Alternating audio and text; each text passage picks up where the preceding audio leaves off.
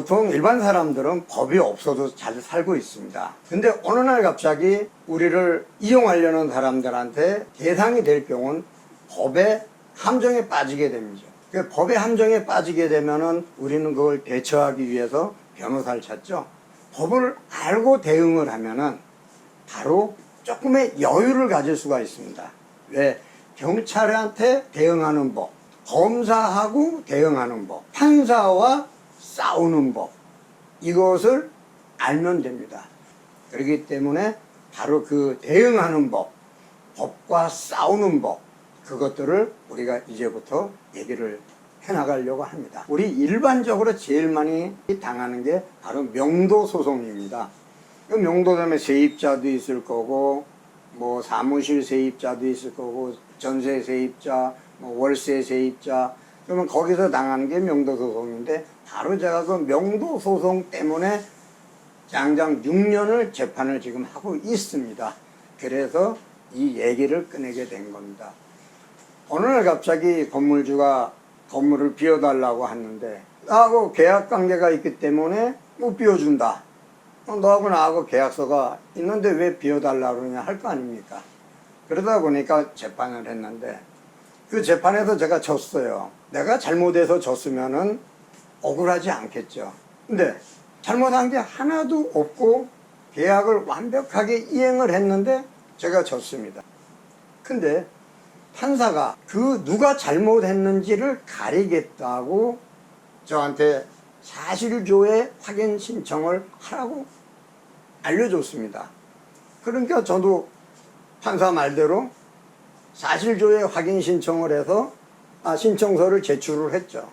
그러니까 법원에서 보정을 하라고, 다시 잘못했으니까 다시 고쳐서 내라고 해서 두 번째 또 보정을 해서 냈습니다.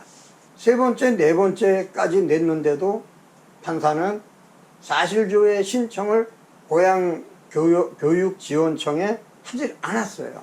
안 하고 재판을 그대로 끌고 판결을 해버린 거예요. 그래 놓고 일방적으로 내가 기책사유자다. 그래서 계약을 위반한 사람이니까 건물을 비워줘라 해가지고 제가 재판에 졌습니다. 너무나 억울해가지고 항소를 했죠. 저는 계약에 위반한 사실이 없다. 건물주가 인테리어까지 해주기로 했는데 안 해줘가지고 내가 주변 사람한테 돈을 몇 억을 차입을 해가지고 인테리어까지 다 해놨다. 그럼 내가 왜 계약을 이행 못했느냐? 판사는 일방적으로 계약 이행이 안 됐다고 본 거예요. 그러니까 저는 이제 의정부 지방법원에다가 항소를 했겠죠. 그러니까 항소를 하다 보니까 판사가 보고서 처음에는 관심을 안 갖더니 사실 조회만 해주시면 이 재판 저도 좋습니다 하니까 판사가 그때서야 그럼 사실조회 신청하세요 그러더라고요. 그래서 사실조회 신청을 했어요. 냉난방시설이 안 돼 있는 상태에서는 교육 허가를, 학원 허가를 내줄 수가 없다. 이렇게 내가 주장했던 그대로 인정이 돼갖고 법원에 날라온 거예요, 서류가.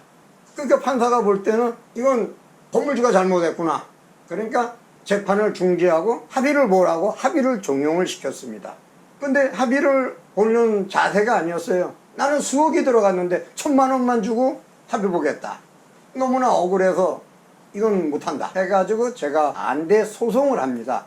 그걸 반소라고 하는데 재판을 하는 중에 반대 소송을 할 수가 있다는 걸 그때까지는 몰랐죠. 상대하고 재판을 하다가 내가 이 재판에서 이길 수 있을 때 반소라는 걸 할 수가 있습니다. 그 반소를 해가지고 한 재판관한테 2개의 사건이 붙어갖고 이제 재판을 했죠. 그래가지고 2년이 걸쳐가지고 판결을 받았는데 1심 판결에서 귀책사유라고 그런 게 전부 거짓말이었다는 게 항소심에서 드러나죠. 그렇게 되면 어떻게 됩니까? 나는 귀책사유가 없으니까 당연히 1심 판결이 취소가 돼야 되는데 취소가 안 됩니다. 그 일로 인해서 저는 판사라는 사람들에 대해서 공정성을 의심하지 않을 수가 없었어요. 왜 그렇게 생각을 하게 됐느냐?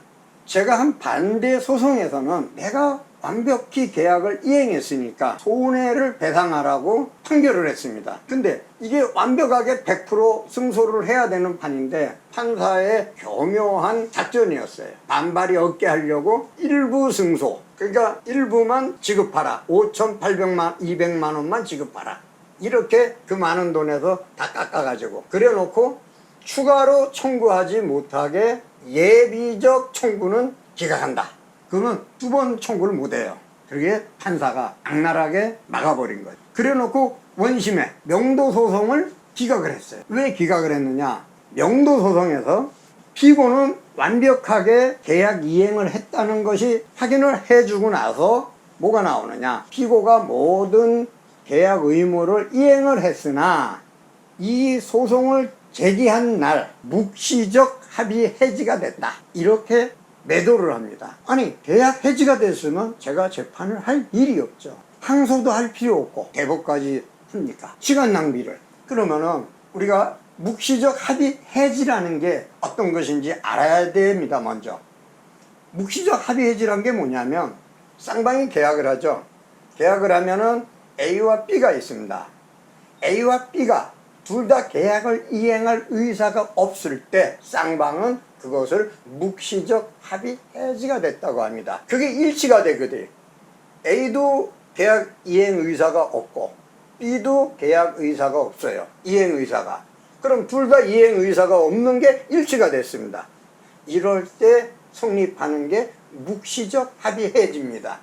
피고가 많은 돈을 들여서 인테리어도 했다, 계약 이행도 다 했다. 바로 이 대목입니다. 계약 이행을 했다, 많은 돈을 투자했다. 그러면 한쪽은 계약 이행을 했죠.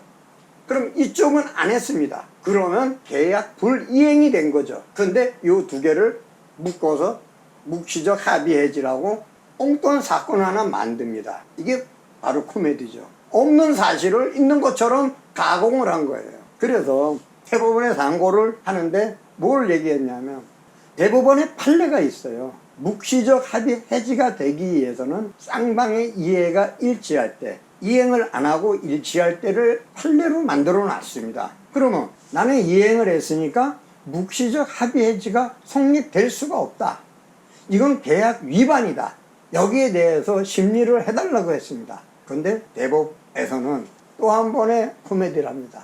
바로 대법이 법을 농단하는 주역이 되는 거죠. 그건 뭐냐?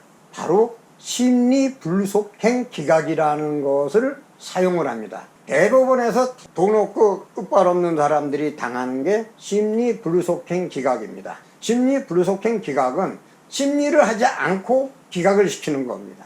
왜? 법리적으로 잘못된 게 없다 할 때 심리불속행 기각을 하는데, 제가 상고한 거는 법리적으로 위반한 사실인 거예요. 법리적으로 왜 위반을 했겠어요? 나는 계약 이행을 했지 않습니까? 또 많은 돈을 투자했습니다. 상대는 계약 이행을 안 했어요. 인테리어 해주기로 한 것도 안 해줬고 내 돈으로 했고 귀책 사유도 없고. 그러면 건물주는 이만큼도 계약 이행 사실이 없으면 그 사실을 심리를 해줘야 할 텐데 그걸 안 해줬습니다. 그리고 심리불속행 기각을 하죠. 대법원이 자기들이 판례로 만들어 놓고 그 판례를 휴지 조각으로 만든 겁니다. 그게 우리나라 대법원입니다. 그러니까 대법원이 법을 농단하니까 제가 재심을 신청합니다. 그러니까 재심도 그 재심에 대한 적용 항목이 있습니다. 재심 사유가 있죠. 그 재심 사유에 맞으면 재심을 받아줘야 됩니다. 운이 좋았는지 인지대하고 송달료를 내라고 그래서 아주 기쁜 마음에 기쁘게 인지대하고 송달료하고, 인지대가 굉장히 비싸지 않습니까?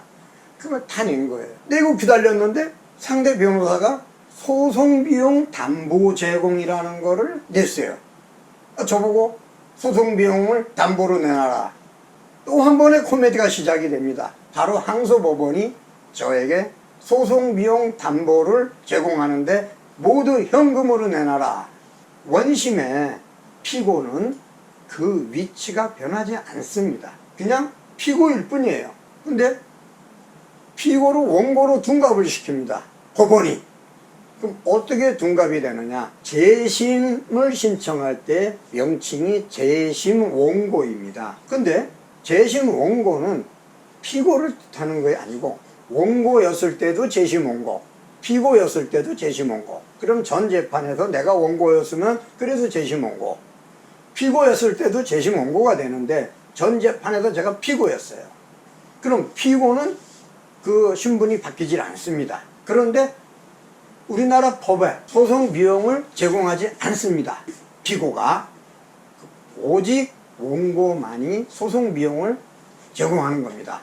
그런데 재판부가 피고인 저에게 소송 비용을 내라고, 그것도 현금으로 내라고 판결을 합니다.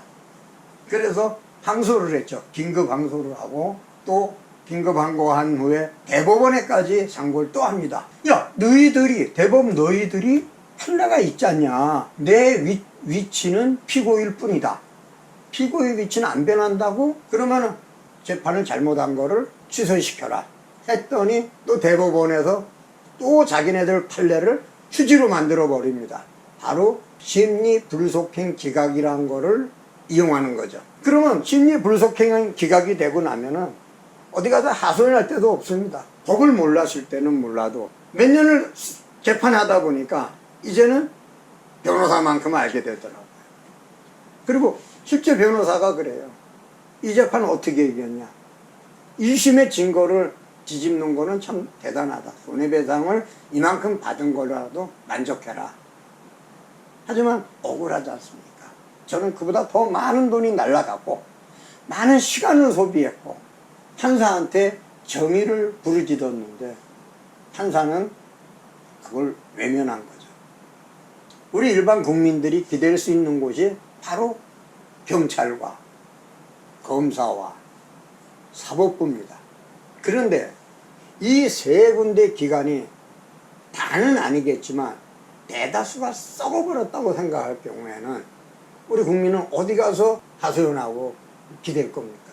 좋아요, 구독을 부탁드립니다.